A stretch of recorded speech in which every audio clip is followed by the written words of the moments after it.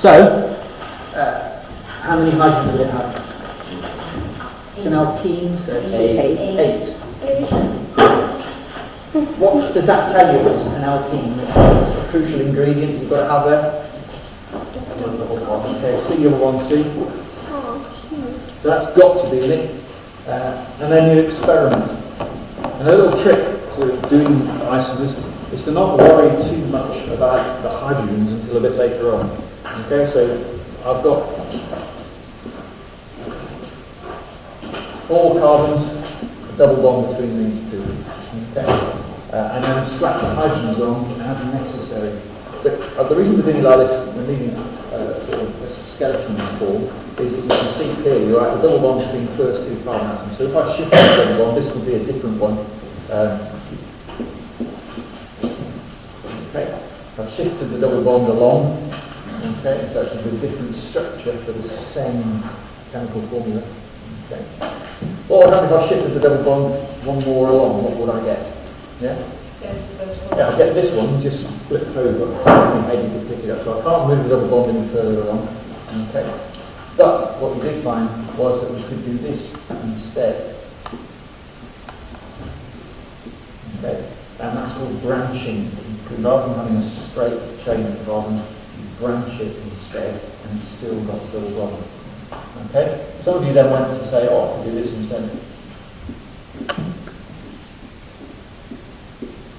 Okay, why is that not appropriate?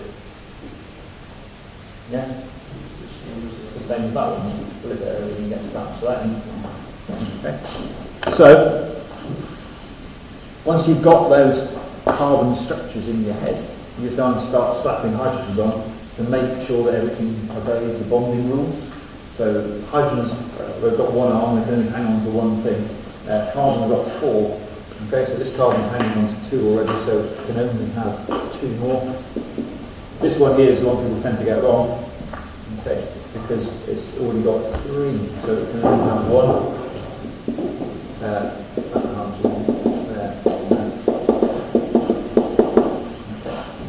So this 4 carbons, it's an alkene.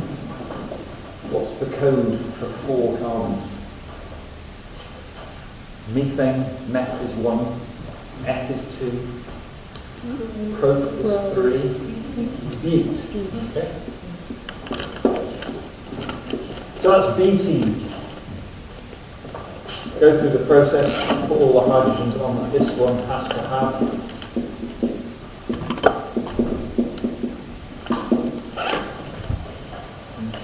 Still C4H8. Bute, because it's got 4 carbons in it, and a double bond. Butene, left the gas, because you can't have the same name for 2 different structures.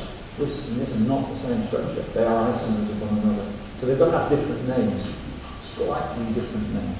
Does anybody think of how you would distinguish in a name between this one and this one?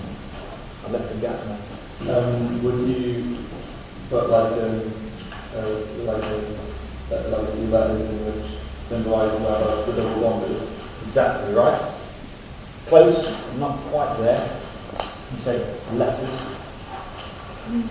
Letters. Numbers. Okay. This is bute 1. Okay. Because the carbon double bond off the first carbon, and this one is 2. Do you say it like that? Yep. What? That sounds so strange. Bute 1, bute 2. That sounds weird. Okay. You don't need to worry about it. Okay. This is above where you need to be, but you often have organic compounds with numbers in the middle of them. This one though. So we need another name for this. So what we say is, so what's the longest carbon chain without doubling back on the side? How can I connect? How many carbons can I connect without doubling back on the side? 3. So what's the code for 3? Pro. So if we think, if it was just this molecule, okay, it would be propene. But it's got a dangly CH through it, hanging off it. So what's the code for one carbon? Met. Okay, so we call it methyl, or the American, methyl. Okay, but methyl protein, okay, is the name of that one. And we put all the hydrogens on to satisfy everybody's bonding requirement.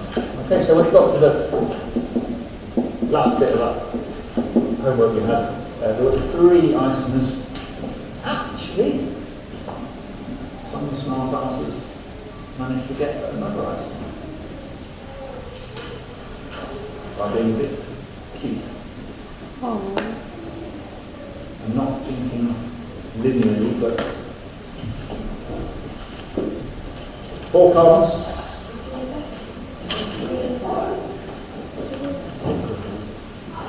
Oh.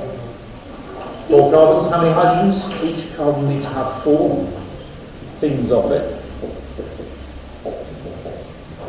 And this somebody came up with. I can't remember who it was. Well done, whoever you were. That looks quite nice. Ooh, that's pretty. That's Doesn't have to have a double bond. Did we say it had to have a double bond at any point? We said isomers with C4H8. Okay? That was assumed. Doesn't have to be there. And you can have this compound. Okay, 4 carbons, 8 hydrogens, no double bond. Okay? What actually is it then? If it doesn't have any double bonds, what would we call it? It's not an alkene. Okay. An alkane. I'm folding. But, oh my god, alkanes are supposed to fit the bill CnH2n plus 2, and this one doesn't, because it's a Alkene. cyclic. Oh, this is a bit confusing for my little brain. Okay, it's a cyclic alkane. Okay? So it's called cyclobutane. Well, we need to know No. that. Okay, that's alright then. Just for the crap. Just for the fun. Okay. So, if you're a smart pants, that's what you came up with as an extra one. These are the 3 you're expected. Okay?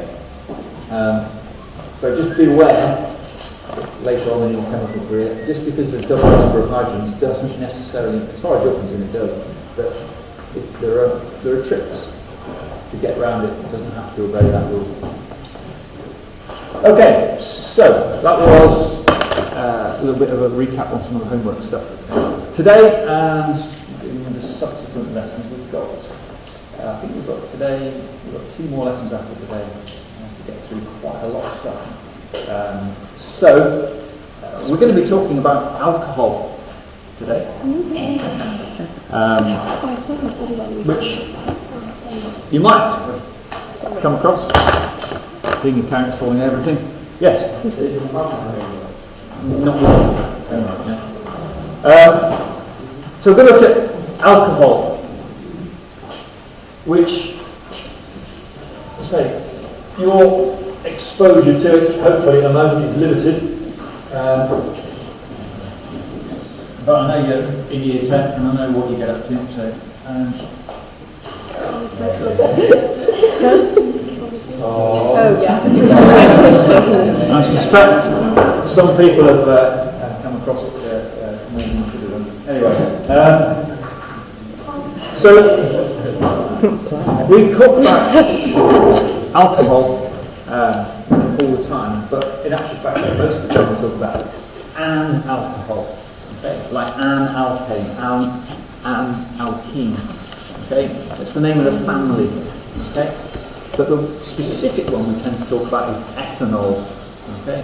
So in all the alcoholic drinks and stuff like that, you really should be calling them ethanolic drinks because it's ethanol that's in there. That's the particular member of the family. Can you just pull the door shut? Ethanol. How many carbon atoms in ethanol? Oh, 2. 2, because the code tells you it's going to be 2. Which bit of the name tells you it's an alcohol? No. The ol bit. Okay, so ethanol. The an bit tells you there's no double bonds in it. If it was ethanol, okay, we'd have a double B. So that middle A there, if that was an E, that would be. So it's telling you it's single bonds only, 2 carbons, and it's got and it's a member of the alcohol family. So, how do we get it? Well, just give you a sort of summary of where we are at the moment. Okay? So if we have crude oil, how do we separate out crude oil into its bits? Fractional distillation. Yeah. And we get alkanes. Alkanes are dull, we can't do much with them. Remember, we can put them on roads, we can set fires to them, but they're a bit tedious. And then we start to look at ways of converting them into things. Okay? And I showed you how to convert them into alkenes. Can anybody name that process? Cracking.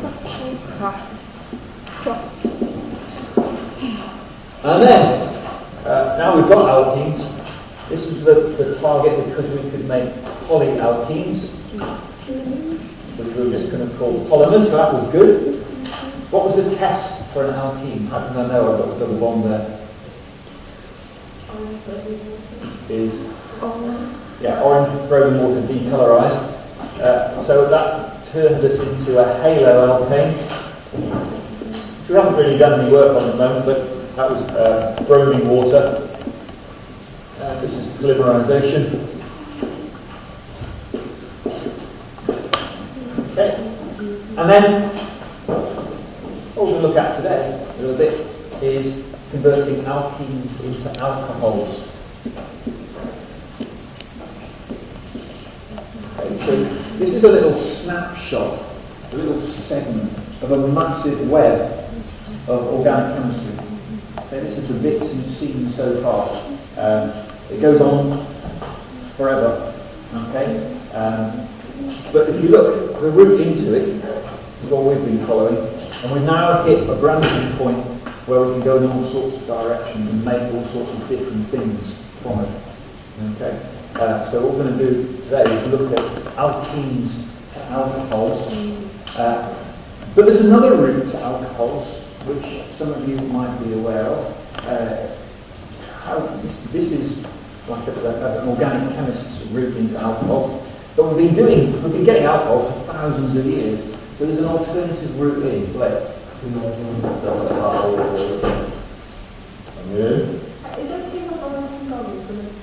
Yeah. Okay, so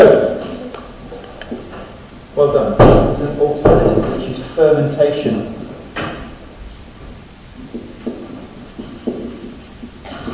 People have been in fermentation, fermentation's been happening long before we got onto the planet, okay? But we just sort of manipulated it now so we can do it. Okay, what sort of things do we ferment? Yeast does the job, okay? So I'll put it on the arrow if you like. What's the raw material? Okay, good, sugar. In any sort of form, where you get sugar, you can do fermentation. Sources of that sugar vary, but basically some sort of plant material. Okay, so what do we brew up in order to make beer and wine and all sorts of things? Yeah? Barley. Okay, barley. What else? Wheat, grapes, anything. You can basically any plant material. Yeah, because plants have got lots and lots of sugars in them. Sometimes they're a bit stashed away in rather more complex carbohydrates, such as starch. Okay, if you're Irish, okay, any Irish people here? Okay. So what do the Irish like to ferment? Potatoes. Hi. Yes. And they make something called poutine, which you might have heard of. The Scots like doing barley. The Americans do barley to make their beer. French, of course, do grapes. If you're into home wine making, my dad used to make homemade wine. Maybe I'd like it now, but at the time we used to go picking nettles. Here you go, son, go pick some nettles. Okay, go. And we used to pick nettles and make nettle wine. Yeah? Elderflower wine, that's disgusting. I don't drink elderflower wine. like alcohol. Rhubarb wine. We had all sorts of anything my dad grew or could find in a field. We turned into wine. I don't know why. Not Jesus or anything. So this is room 1. Quite complex, quite high tech, and goes back to crude oil, which is basically plant remains buried in the ground for millions of years. Okay. Route 2 is like, oh, it's sunny, let's grow a plant. Oh, let's ferment it. Oh, beer. Okay. So this is what we've been doing for a long time. This is perhaps more recent. What we're going to do is look at why on earth did we ever do this route over this route? Because there's got to be a reason for it. Okay, we've been doing this for thousands of years. The Romans were great again. Okay, so they were doing this. They weren't doing this. So we want to think, well, why on earth are we going to all that trouble? And we've got a nice simple route in here. Yes. Can you do that?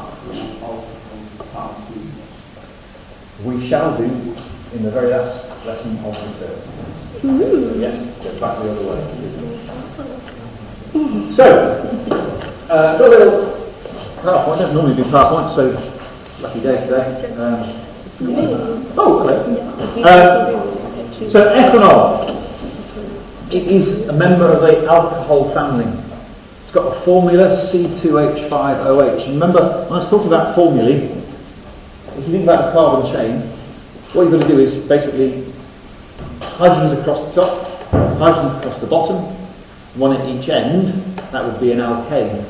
Okay, but we've got hydrogens across the top, hydrogens across the bottom, hydrogen at one end, and at the other end we've got the bit which makes the molecule interesting and makes it into an alcohol. That OH is the bit which makes it an alcohol. Things which have got OHs are alcohols. And we've got these two different methods. We've got fermentation. Okay, I've called carbohydrates there. We've got the sugars here. And this route here. So I can put something on this arrow now. I've got a new word which is. Go from there to there is hydration. Okay. So we know what hydration means in sort of everyday life, don't we? I'm really dehydrated. Have a drink. This is kind of slightly different because it's a chemical term or chemical usage of the term hydration. It doesn't just mean adding water; it means chemically reacting with water. Okay, there's a crucial difference in everyday life. You dehydrate something, you just remove water from it. You hydrate something, you add water to it. But it's actually chemically bonding the water, to the molecule. So it's subtly different. Okay. So these are the two areas we're looking at: fermentation and hydration. And we're going to do a comparison of the two different things. Okay. So we need to know a little bit about how each one of them works, the detail of fermentation and hydration. You might know a little bit about this already. Fermentation, what do we know about fermentation? Have we got any thoughts about how fermentation works? Have you done any home brewing? Okay, you mentioned already one of the key ingredients is yeast. Excellent. So anaerobic respiration. What does that mean? Anaerobic. Do you know what that means? Without. Say that again, Lizzie? Without oxygen. So we make yeast do a respire, but without the presence of any oxygen. Okay, and that gives us the alcohol. So anaerobic respiration, so no air. Yeah. Okay, well done. Takes a while. Have you ever tried doing home brewing? I never had the patience to do it really, because it just takes weeks. It takes weeks to do a fermentation process. Now, the oxylysis is just around the corner. Why would I wait? Okay, so the fermentation is a long, time-consuming process. No oxygen and yeast, and one other main ingredient, which is water. So water, yeast, sugars, no oxygen, and time. Okay, so that's the basis of what goes on. Okay, so you might have done that. I remember my dad brewing these things. You probably don't have them anymore. Things like, they're called an airing cupboard. It used to be where the hot water tank was. Most houses don't have a hot water tank anymore. You should stick this stuff in there, seal it up, and let it bubble away, producing ethanol, and for a very long time. So, what do we use ethanol for? What's the point of it? Well, to say, you've probably only ever really heard of it in alcoholic drinks. Okay. That's actually a tiny. Okay, it's a tiny area we actually use it in. Okay. If you've been on a D&V expedition, okay, you'll have used probably a trangia to do the cooking. And what was the fuel source? Methylated spirits. Methylated spirits is another name for ethanol. Okay. It's ethanol that's been poisoned, so you don't drink it. We'll come to why that might be the case a bit later on. So you can use it as a fuel. You can burn ethanol. Use it as a solvent, possibly. I don't think that's an alcohol, but solvents in all sorts of different products. I was looking, in the bathroom today. I've got 2 bottles of mouthwash. One says mouthwash, one says mouthwash 0. 0 what? 0 alcohol. It hasn't got any alcohol, whereas the other one's got shed loads in it. It's used in all sorts of different places. It's used in paints, it's used in making plastics, it's used in all sorts of different places as a solvent. So you might not think that's a very big use. Okay, if you look at how much is used across the world for different things, far more of it is used in the chemical industry or in solvents or fuels than is actually used in alcoholic drinks. Okay, so these are the crucial things. Then carbohydrates, any sort of sugar. The beauty of these things is that any idiot can grow plants. Okay, you don't have to be very clever to grow a plant. All you need is sunlight, carbon dioxide, water, soil, boom, plant. Okay, and you can always grow more plants. So this is a renewable resource. Okay, so that's crucial. That's renewable. 35 degrees C, it's a little bit warmer. Okay, it's an enzyme-driven process. It's actually not the yeast, it's enzymes in yeast. What are enzymes? What are enzymes? Gemma? Little things. Little things. They like digest things and break them down. Yeah. They are proteins. Good. You not heard that? Biological. You come up with that one. That's the usual one. Biological catalysts. Specialised protein. Okay. They have a specific function.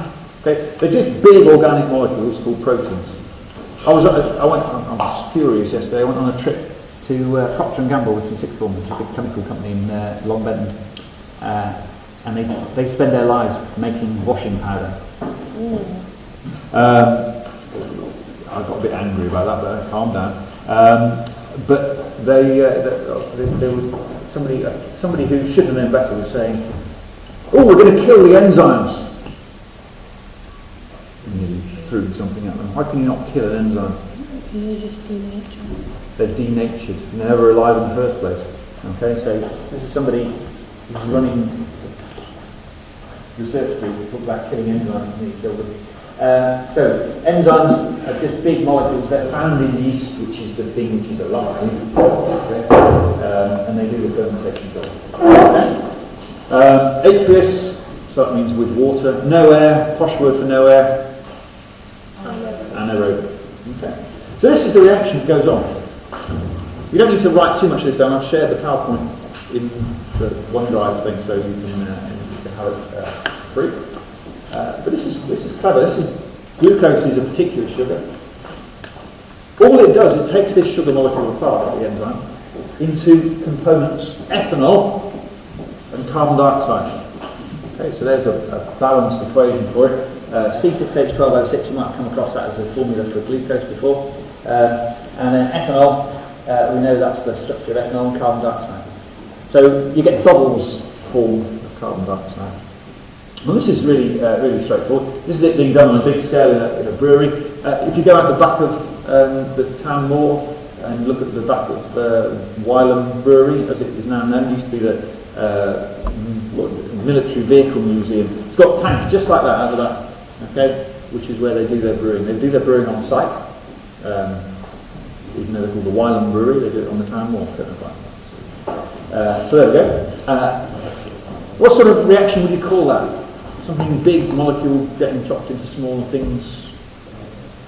Decomposition. Excellent. Oh, that's just a decomposition reaction. Good. And it makes the stuff with no other ingredients. Okay? It's just the molecule falls apart. And it's the enzymes in yeast which do it. Okay? So any idiot can do that. This is the alternative. This is the hydration. So the raw material way back here was crude oil. Crude oil is running out. Then we're not making any more crude oil. We're digging it out of the ground, but it's not being created anymore. So that means it's a non-renewable resource. And then look at this. Okay, this is the requirements to do the job. 300 degrees C. So that's basically Bunsen burner temperature. Bunsen burner is about 400. Okay, it's pretty hot. 70 atmospheres. What does that mean? Yeah. 70 times outside. Yeah, 70 times atmospheric pressure. So in a car, sorry, in a bike, okay, I've got a bike. Well, I pump my bike tyres up to 40 PS. No, that's PSI, isn't it? Sorry, no. Sorry, we're way higher than that. So 70 atmospheres, 70 times atmospheric pressure. That's pretty high pressure. Okay. A catalyst, concentrated phosphoric acid, not nice. So these are not the sort of conditions that you can achieve very easily. This has to be a big chemical plant that's doing this. Reaction there, ethene plus steam going to ethanol. I'll draw a little picture of that because it's quite easy to see what happens. This is my ethene molecule. And my water molecule is next door to it. You can see all I need to do is stick hydrogen one side of the double bond and an OH the other side of the double bond, and I end up with ethanol. So there's my OH, and that is ethanol. Okay, that reaction, two molecules sticking together and becoming one, is called an addition reaction. Where have we come across that before?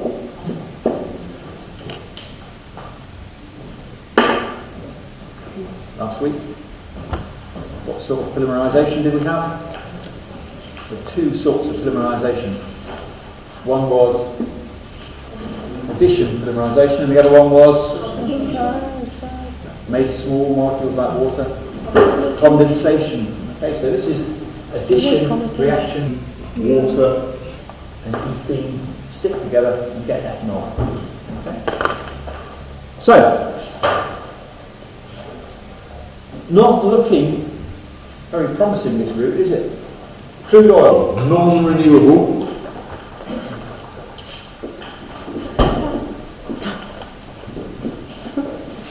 So non-renewable, nightmare conditions, lots of nasties, long trail to get all the way through there, whereas this, piece of cake.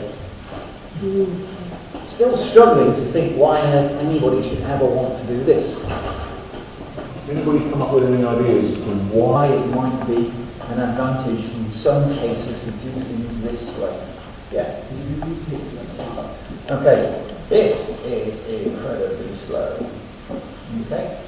And even though this is more steps, you can do it faster. Okay, so this whole process from there to there is faster.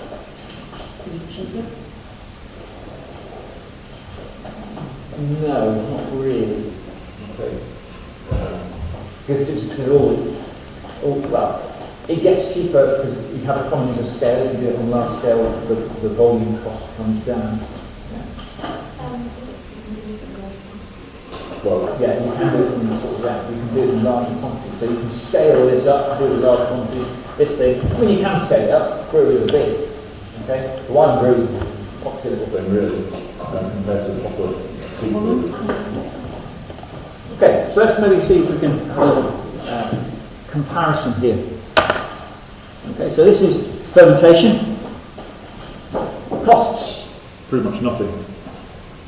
It's a batch. Process, which sort of relates to what Anisha was saying. What do you mean by a batch process? Where have you ever come across that word batch before?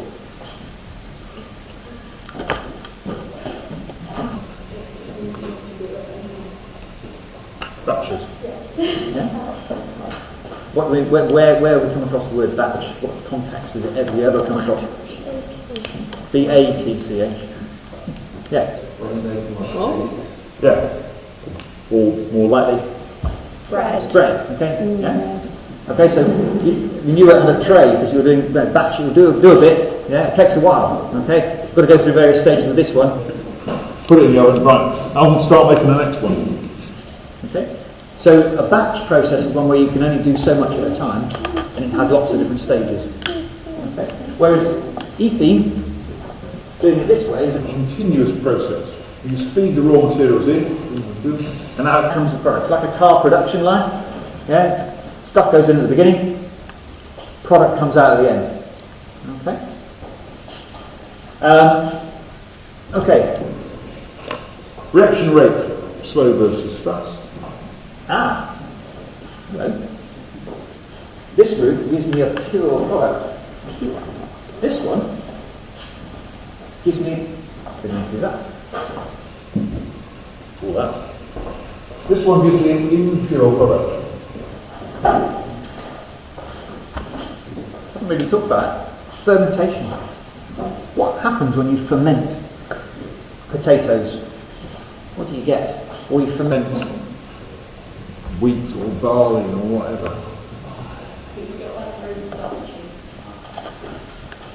Not quite. Okay, alcoholic drinks.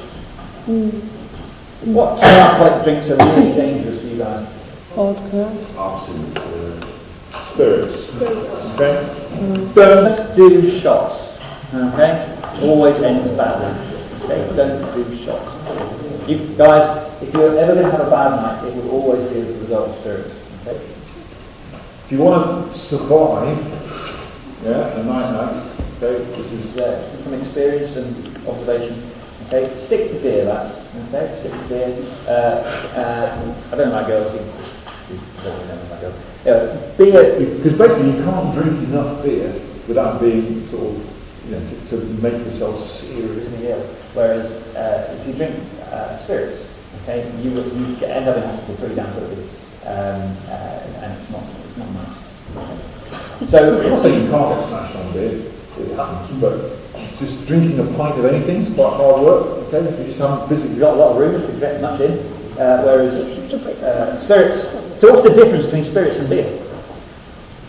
Yeah, alcohol percentage. Okay.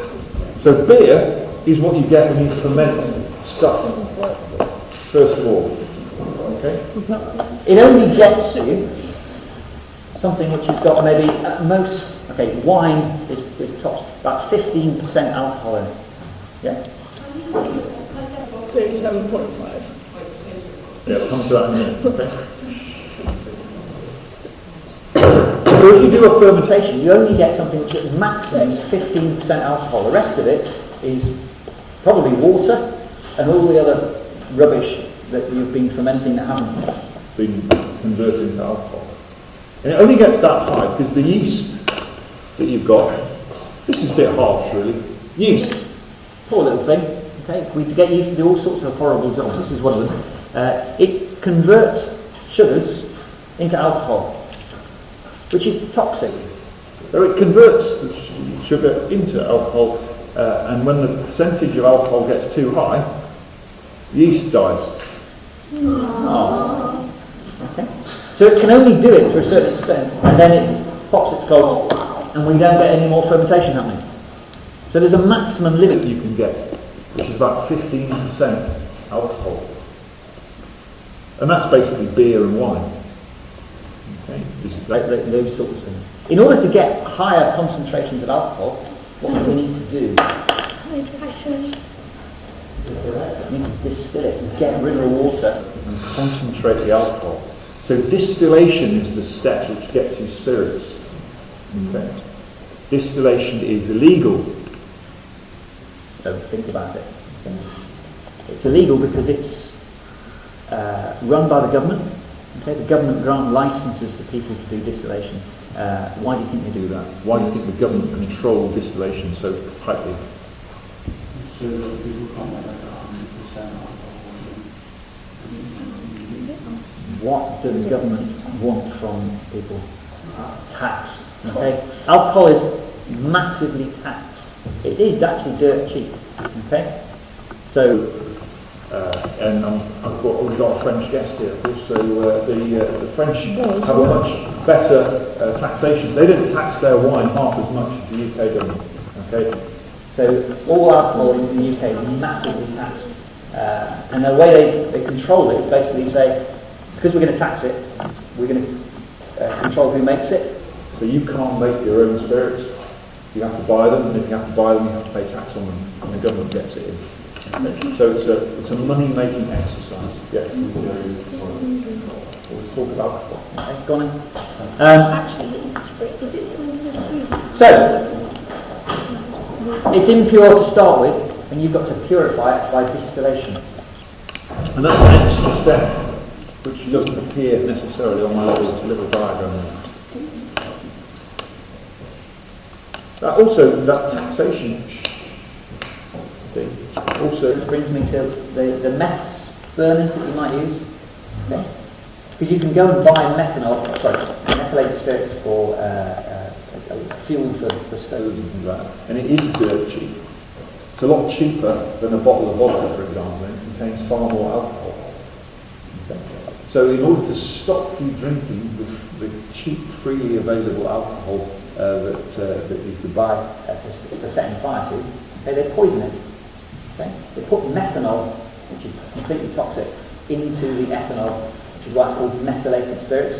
It's actually ethanol, which has deliberately been poisoned with something, so you can't drink it. Well, you can drink it, but you go blind and you suffer from liver failure. Okay, so it's deliberately Contaminated, so you can't. And that way, they can sell fuel alcohol cheaply, but drinking alcohol is where they put it at.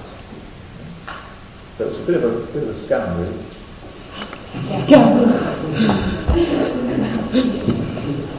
Okay. Is there any way you can remove the... Yes, you could do, but that's illegal as well. Okay.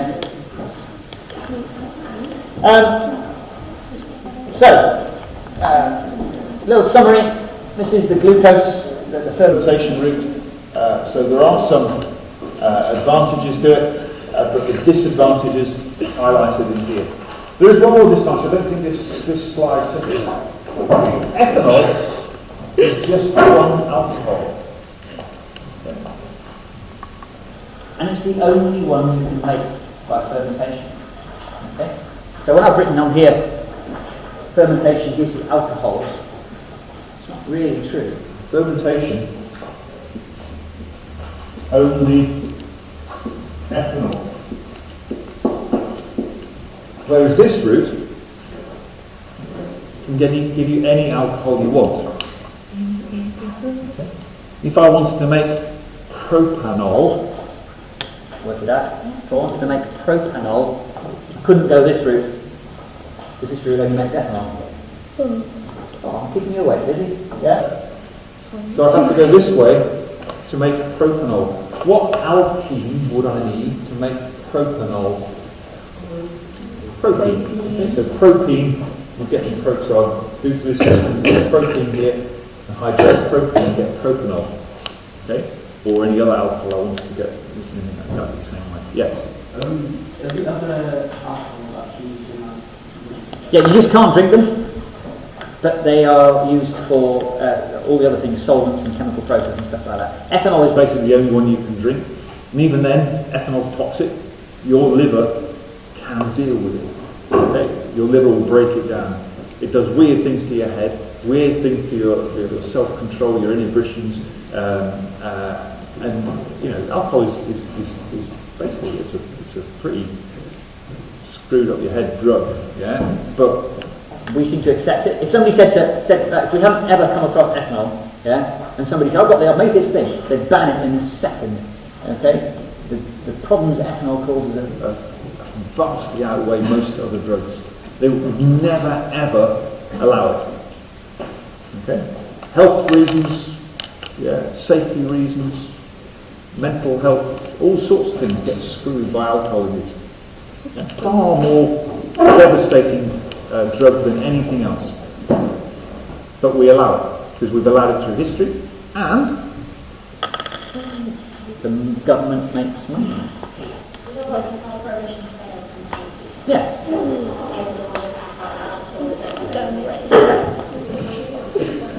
And it's like smoking. Nobody, if somebody discovered smoking, said, I've got tobacco here, would you like to have some of this? And they realise the dangers of tobacco. Yeah? No, they would never ever allow it to be legalised. Okay? I'm not advocating drugs, but cannabis has got nothing on alcohol. Yeah? In terms of devastating effects. There is alcohol more devastating, it's more valuable. It's more addictive, okay, and long-term health damage is far more than smoking weed. So, the weed, well, I'm not saying you should, but they're all drugs, but some are more harmful than others. But historically, with alcohol is something which is okay. Yeah?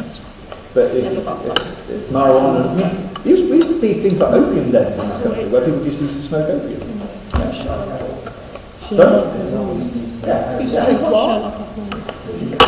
you not heard sort of, what do you call it? Sherlock Holmes. That's the one. Drink what? Anyway, not really going to go into the morals of it. So there's two summary slides there about those things. Two different things. This is a really heavily examined topic, okay? Because it's got lots of chemistry, it's got lots of discussion points, the comparison between one method and the other method. The examiners absolutely love this topic. So I'll share this whole slideshow with you, so you can have a look at it over the next 2 days. There's a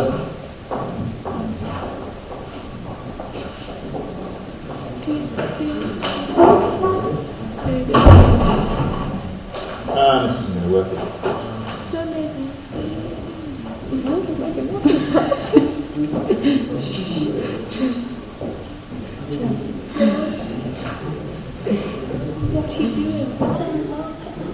Oh, okay. I'll talk about it then. That route on the bottom Of the right-hand page, right-hand border. That was a route that was followed by several. Basically, in the UK, we're quite lucky. We have some oil reserves. Okay, so the top route and crude oil works well for us. Can you have heads off the bed? Come on, guys.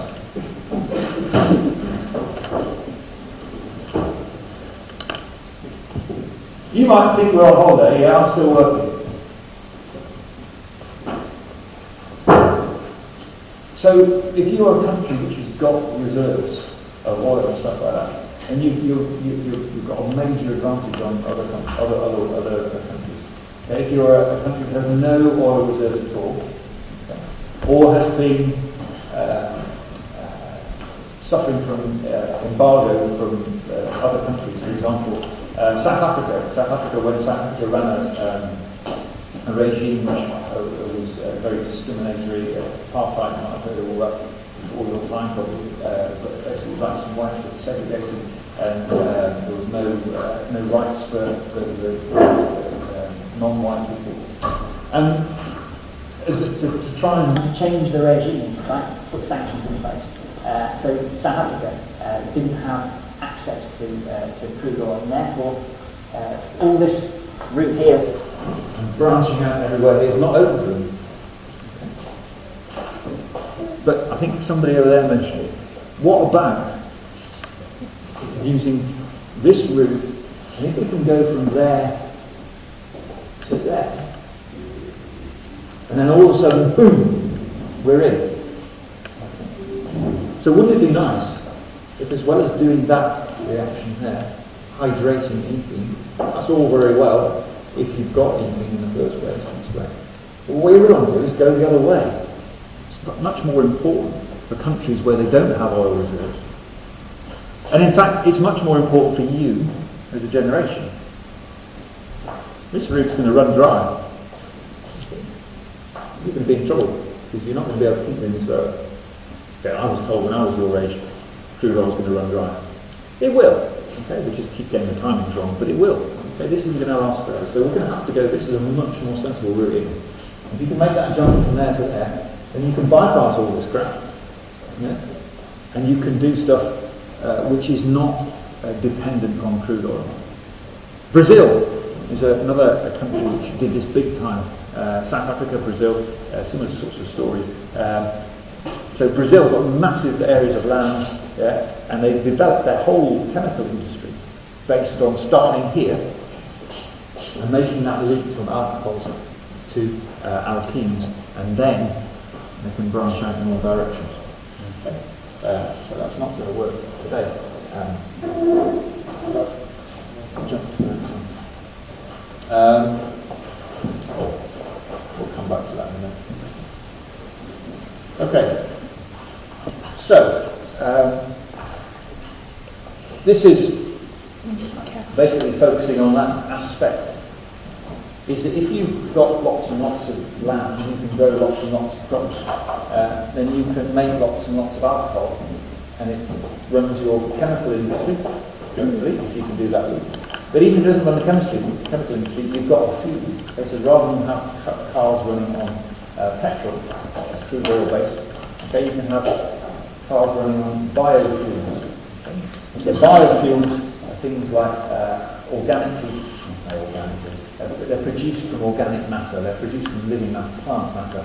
Okay? So you ferment plant matter and turn it into alcohol. And you turn it into fuel. Sounds brilliant. Anybody stopping the floor and using alcohol as a fuel from plant materials? Yeah. It's not the best of process because you've got to purify your product before you can burn it. Why not? Think about it. Yes. Fuels, they burn, produce carbon dioxide. But why is that not so much of a problem if you look at the CO2 is taken in through photosynthesis and then released when you burn. You have a nice little closed cycle. It's all sounding very good. You can't do everything else. You're relying on a good crop. Yeah.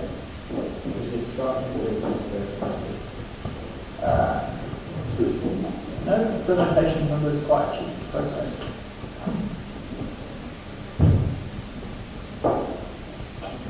Okay, if you're setting fire, basically, you're using your products as fuel. You're growing maize and converting it into fuel. What are you not doing? You're not eating it. So you have basically places turning into cash crops instead of food crops. And so you end up with a starving population. They've got lots of fuel and they can sell it, but they're not having food. So there's no problem with it. And this little cycle here, yeah, taking the carbon dioxide, grow the maize, ferment it, turn it into alcohol, burn it, looks like a closed cycle. Provided that you don't use any fuel for any other purpose. So you don't. How about who's going to run what are you going to run your tractors on? You've got to have some fuel there. There's a cost. There's sort of hidden cost. Okay, just come back to this. What I'd like you to do is to run through, please, the slideshow. I've done it in a PDF file. Okay, it's on OneDrive bit in the bit on organic chemistry. Yeah.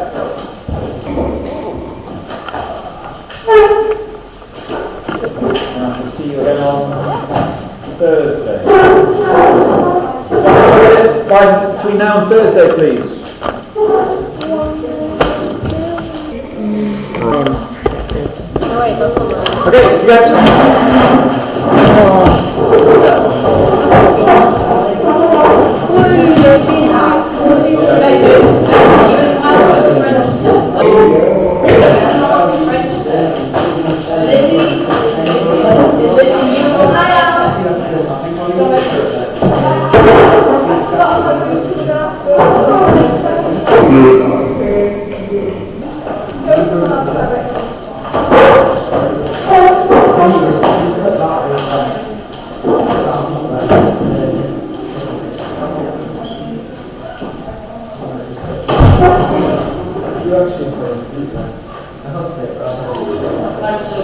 Welcome.